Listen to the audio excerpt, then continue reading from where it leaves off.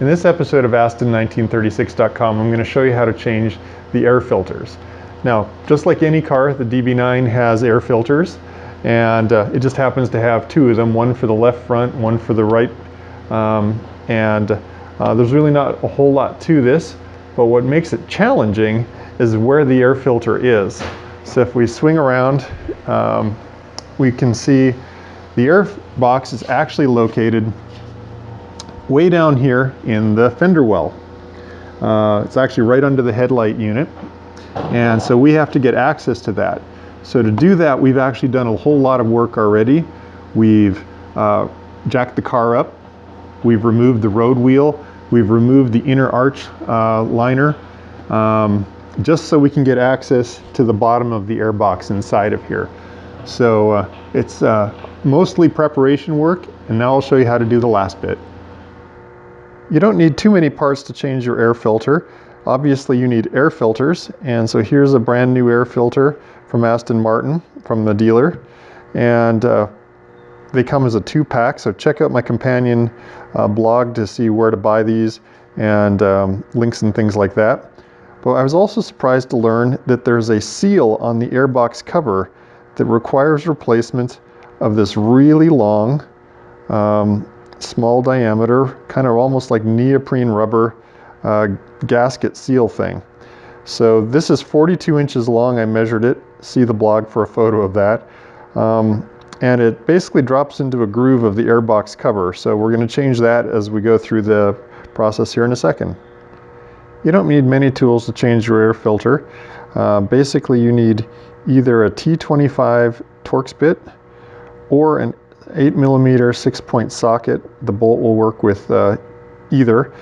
You need a bit of an extension handle to get up to it. So basically I'm going to use my speed driver with a short extension on it.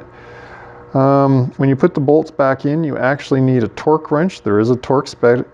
You're putting these bolts into a plastic housing, so Aston really wants you to make sure you don't strip them. The torque spec's 2 Newton meters. And honestly, you have to have a torque wrench that can go down to 2 Newton meters. That's pretty low. I have a 1/4-inch drive unit that does. Its lowest setting is 2 Newton meters, so I'm good to go. You'll also need a small screwdriver to pry out the airbox cover seal, and you'll need a little pair of side cutters or a knife or something to cut the seal to length right at the end of the process. So you'll see how to use those later on in the video. So this is the bottom of the airbox. We're looking up from below. There are actually 7 bolts that we're going to remove as it goes around the body. So I'm just going to start with, I'm going to use the T25 Torx, and there's no camera angle that's going to show you this shot, so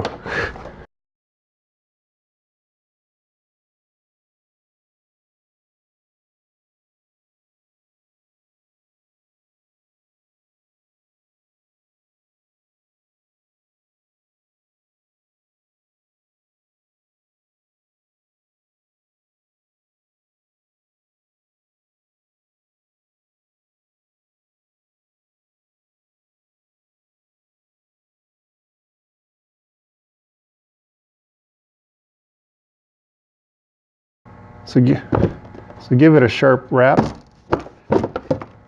and it comes away. So to remove the air filter itself, you just grab it and pull down, and it's basically, it just mounts to a horn, so it's just press fit, and then it lifts right on out. Here you can see a used old filter with quite a bit of dirt in it, and a brand new clean filter here on the right hand side. So this is pretty typical for a used DB9 filter.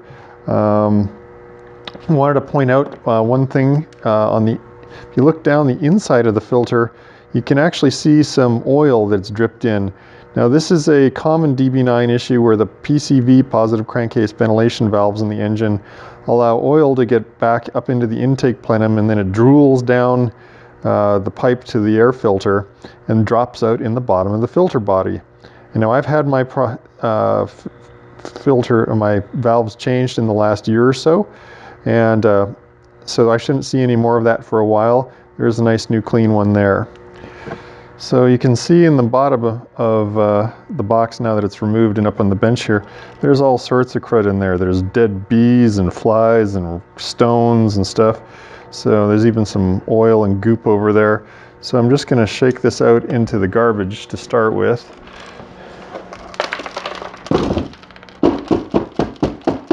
You could go at it with, you know, wash it in the sink or whatever else you might want to do. But you want to just get rid of the debris. And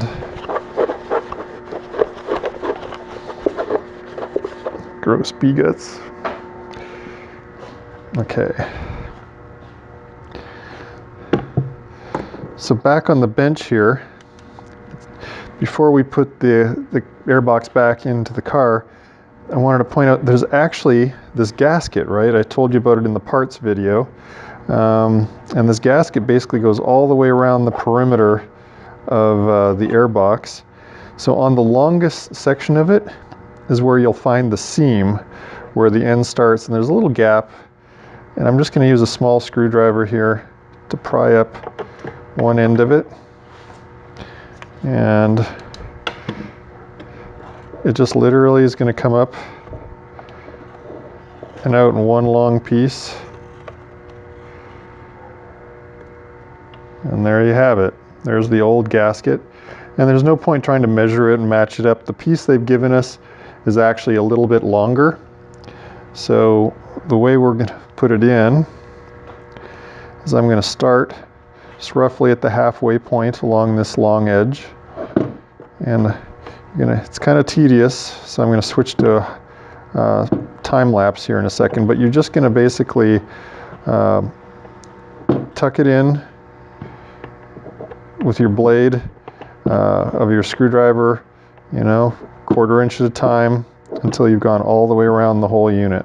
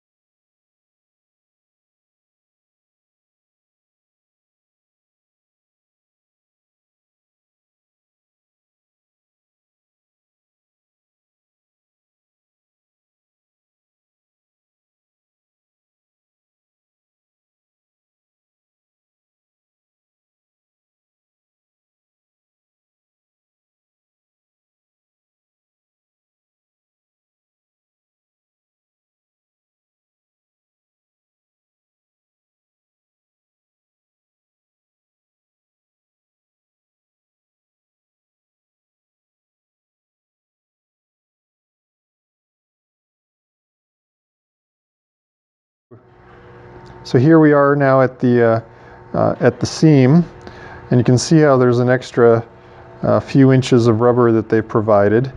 So all I'm going to do is just take my side cutters and clip this off.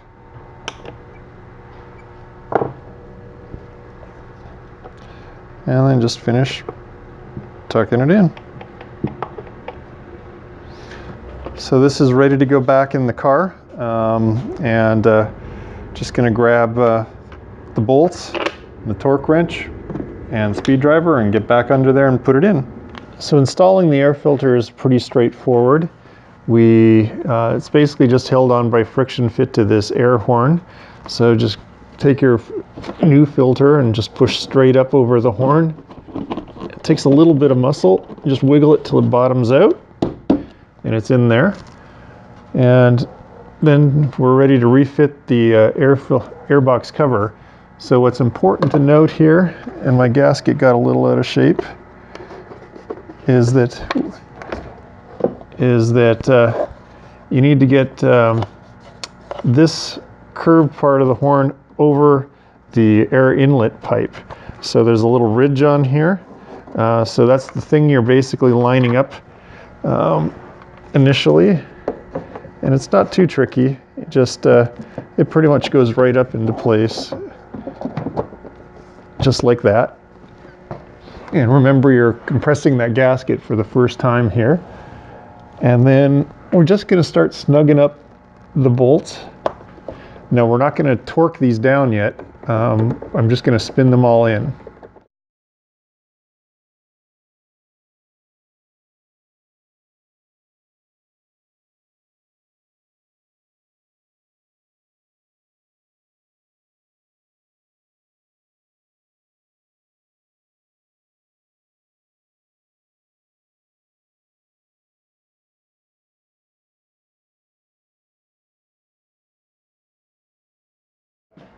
Okay, with all of them lined up, it's time to switch over to the torque wrench. All I've done so far is just snug them by hand with the speed wrench. I'm going to do a little bit of a pattern just to distribute the load as I torque it up. And it's only 2 Newton meters, so it's almost nothing at all. That's it. So I'm just going to go one side.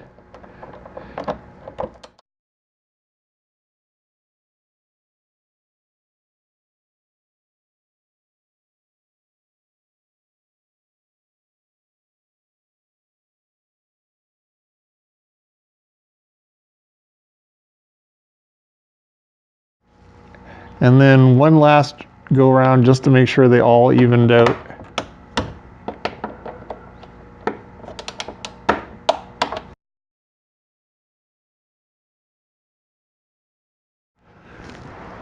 And that's it. All right, well, with our old Mankey filter removed and our nice new clean filter installed, you can get rid of the old filter by tossing it, and we can kind of finish up. We can reinstall the inner arch well liner. We can remount the road wheel and properly torque it and get the car back down on the ground. You can check out my other videos on how to do that. Also, down here you'll see the companion blog article. It'll include the links to where to buy the air filter and what the torque specs are. Up here you'll see a video on how to actually get the wheel arch liner reinstalled. If you enjoy these videos, please go ahead and subscribe at the link down here. And I'm always looking forward to your comments, so if you want to go ahead and leave those down below, that'd be great. Thanks for watching.